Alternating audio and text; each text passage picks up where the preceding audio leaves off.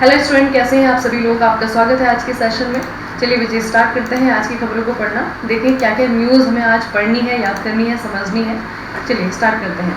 देखिए सबसे पहली जो न्यूज़ है साइंस एंड टेक्नोलॉजी से रिलेटेड है और इस फील्ड की न्यूज़ बहुत इंपॉर्टेंट रहती है बच्चे एग्जाम के लिए। ठीक है, तो पहली न्यूज़ है वर्ल्ड का first multi sensor earth observation satellite ये लॉन्च किया जाएगा। ठीक है, अभी हुआ नहीं है, लॉन्च किया जाएगा इसे। तो 2026 में ये जो है आपका लॉन्च होगा। ये दुनिया का पहला ऐसा सैटेलाइट है। ठीक है, नाम याद रखना बच्चे, ये आपका multi sensor earth observation satellite mission दृष्टि भारत की अंतरिक्ष तकनीक स्टार्टअप कंपनी गैलेक्स AI के द्वारा लॉन्च किया जाएगा। तो ये कंपनी का नाम आपको याद रखना है, स्टार्टअप कंपनी है, इंडिया की है, इनके द्वारा 2026 में इसे लॉन्च किया जाएगा। मिशन दृष्टि क्या है इसके बारे में भी देख लेते हैं। तो भारत का सबसे बड़ा प्राइवेट विकसित सैटेलाइट होगा। इसका वजन लगभग जो है आपका 160 kg है। ठीक है, लगभग जो है 160 किलो का है। यह पहला ऐसा सैटेलाइट होगा जिसमें कि सिंथेटिक एपरेचर रडार यानी कि सार और उच्च रेजोल्यूशन ऑप्टिकल सेंसर को भी एक प्लेटफॉर्म पर जोड़ा गया है। ठीक है, इसे स्पेसएक्स के रॉकेट के द्वारा लॉन्च किए जाने की योजना है। दोस्तों बच्चे 2-3 चीज़ें हैं याद रखने के लिए। एक तो आपको भारत की इस कंपनी का नाम याद रखना है, गैलेक्स आई नाम है इसका, और ये 2026 में लॉन्च किया जाएगा। खास बात ये है कि सैटेलाइट इस तरीके का दुनिया का पहला सैटेलाइट है। ठीक है, तो ये आपको याद रखना है, लगभग 160 kg बचे इसका वेट है। ठीक है, पहला ऐसा सैटेलाइट है जिसमें कि सिंथेटिक एपरेचर रडार, ठीक है, सार और उच्च resolution high resolution optical sensor जो है आपके एक साथ जोड़े जाएंगे। ठीक है, तो ये आपको याद रखना मुझे।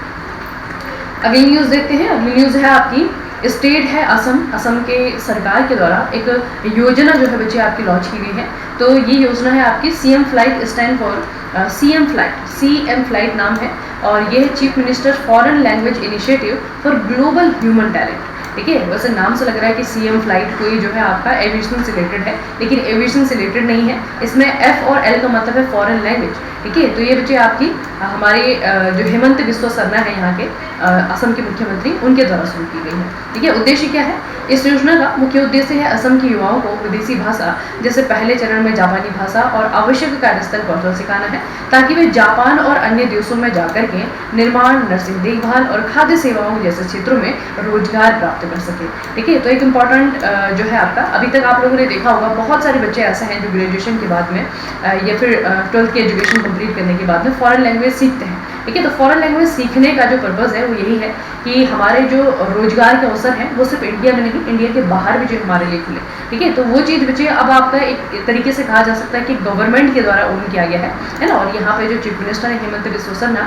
उन्होंने अपने यूथ के लिए जो है आपका योजना शुरू की है। ठीक है, तो याद रखना बच्चे, सबसे पहले युवाओं को जो भाषा सिखाई जा रही है पहले चरण में वो है आपकी जापानीज। ठीक है, ताकि यहाँ के लोग जाएँ, यहाँ के बच्चे बाहर जाएँ, जापान में काम करें। ठीक है, अगली न्यूज़ बच्चे आपकी स्पोर्ट्स से रिलेटेड है। पहली बार आर्चरी का प्रीमियर लीग, ठीक है, आर्चरी का प्रीमियर लीग जैसे आपका IPL होता है, इंडियन प्रीमियर लीग, ठीक है, WPL होता है, वुमेन प्रीमियर लीग, ठीक है, वो क्रिकेट का है। उसी तरीके से आपका आर्चरी का प्रीमियर लीग आयोजित किया गया, पहली बार 2025 में हुआ है।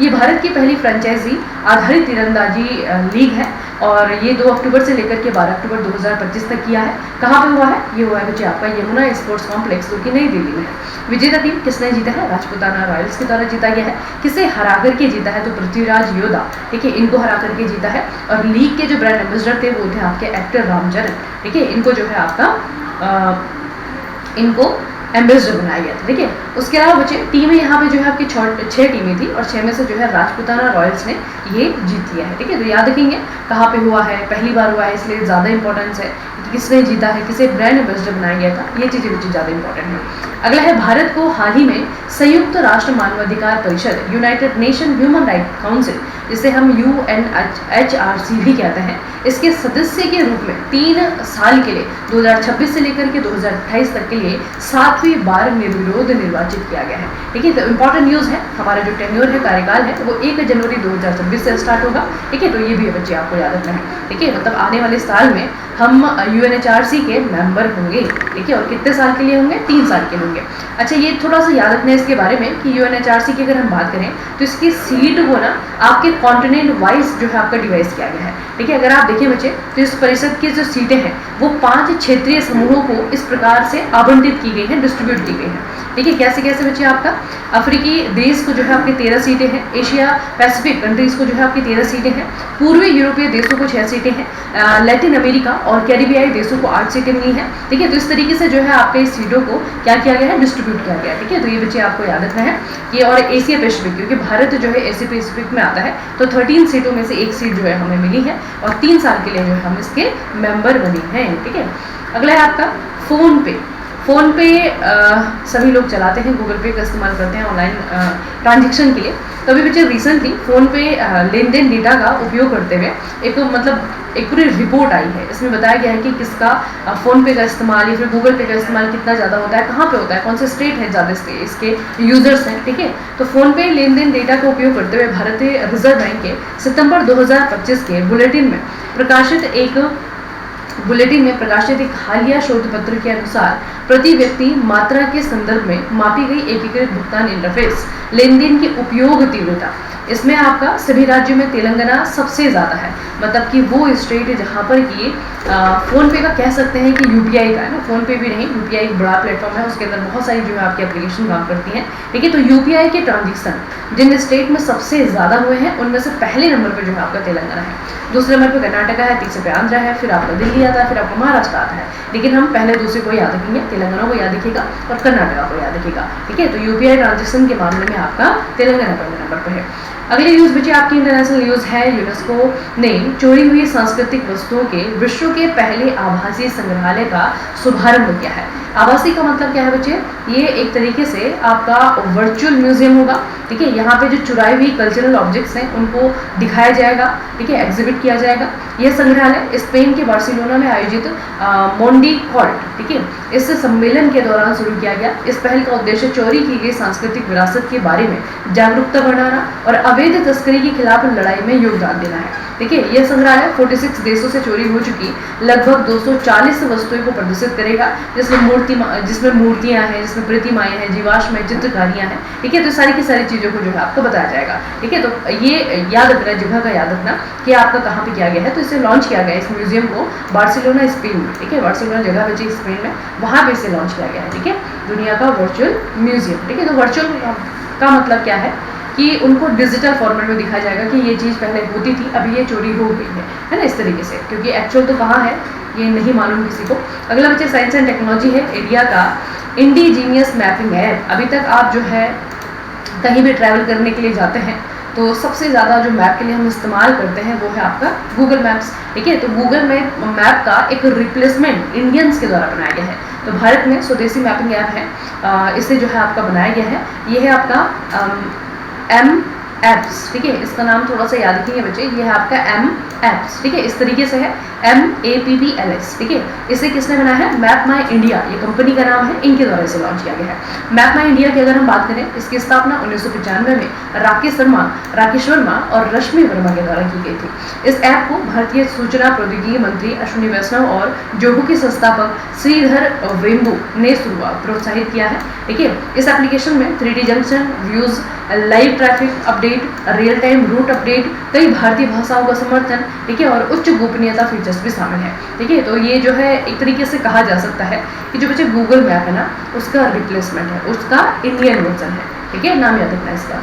अगली न्यूज़ जो है अपॉइंटमेंट से रिलेटेड है। रिजर्व बैंक ऑफ इंडिया की वेटरन ऑफिसर सोनाली सेन गुप्ता को इसके नए एग्जीक्यूटिव डायरेक्टर के रूप में चुना गया है। इंपॉर्टेंट न्यूज़ है, आरबीआई से रिलेटेड है, आपको याद रखनी है। ठीक है, तो आरबीआई की नई एग्जीक्यूटिव डायरेक्टर बन गई है सोनाली सेन गुप्ता। ठीक है, उसके अलावा आरबीआई की अगर हम बात करें, बहुत बेसिक सा इसके बारे में इन्फॉर्मेशन है कि 1 अप्रैल 1935 को ये बना था। ठीक है, नेशनलाइजेशन इसका 1 अप्रैल 1949 को हुआ था। ठीक है, हेडक्वार्टर इसका मुंबई महाराष्ट्र में है। वर्तमान में इसके जो गवर्नर है उनका नाम मिस्टर संजय मल्होत्रा। इसमें जो है 4 डिप्टी गवर्नर भी होते हैं। वर्तमान में पूनम गुप्ता है, जे स्वामीनाथन है, टी रविशंकर है और श्री चंद्र मुर्मू, जिनकी सबसे लेटेस्ट अपॉइंटमेंट है। इनका नाम याद रखेंगे, श्री चंद्र मुर्मू जो है सबसे लेटेस्ट अपॉइंटमेंट है। ठीक है, तो ये जो है अभी क्या है, ये 4 डिप्टी गवर्नर में से एक है। अगली न्यूज़ बच्चे आपकी आई है गोवा से, ऑबिचरी की न्यूज़ है। ठीक है, जब भी किसी फेमस पर्सनैलिटी का देहांत होता है तो उनकी न्यूज़ जो है ओबिचुरी के रूप में हमारे सामने आती है और उनके बारे में 2-3 क्वेश्चन बनते हैं। एक तो पर्सनैलिटी का नाम, सबसे इंपॉर्टेंट तो वही है ना। उसके बाद है कि वो क्यों फेमस थे, उन्होंने कौन से क्षेत्र में अपना योगदान दिया था। तो हाल ही में गोवा के पूर्व मुख्यमंत्री और वर्तमान कृषि मंत्री, ठीक है, इनका नाम बचे रवि नाइक, ठीक है। रवि नाइक का 79 वर्ष की आयु में हृदयघात से निधन हो गया है, यानी कि हार्ट अटैक से, ठीक है। तो इतना आपको याद रखना है। आपको पूछा जाएगा रवि नायक कहाँ के पूर्व मुख्यमंत्री थे या फिर कहाँ पे जो है आपके कार्यरत कृषि मंत्री थे, ठीक है। तो ये बच्चे आपके एग्रीकल्चर मिनिस्टर थे, कहाँ पे, गोवा में, और हाल ही में इनका हार्ट अटैक से देहांत हुआ है, ठीक है। तो आज की खबरें जो है आपको याद रखनी है, ठीक है, ये याद रखिएगा बच्चे। अधिकतर जो पॉलिटिशियंस होते हैं ना, उनके देहांत, उनकी जो ऑब्ituary की न्यूज़ है वो पूछी जाती है ना, तो पॉलिटिकल जो है इनका बैकग्राउंड है। ये जो है सीएम भी रहे हैं गोवा के, अभी वर्तमान में भी जो है आपका कैबिनेट में थे। तो इंपॉर्टेंट नाम है बच्चे, आपको नाम याद रखना है, ठीक है।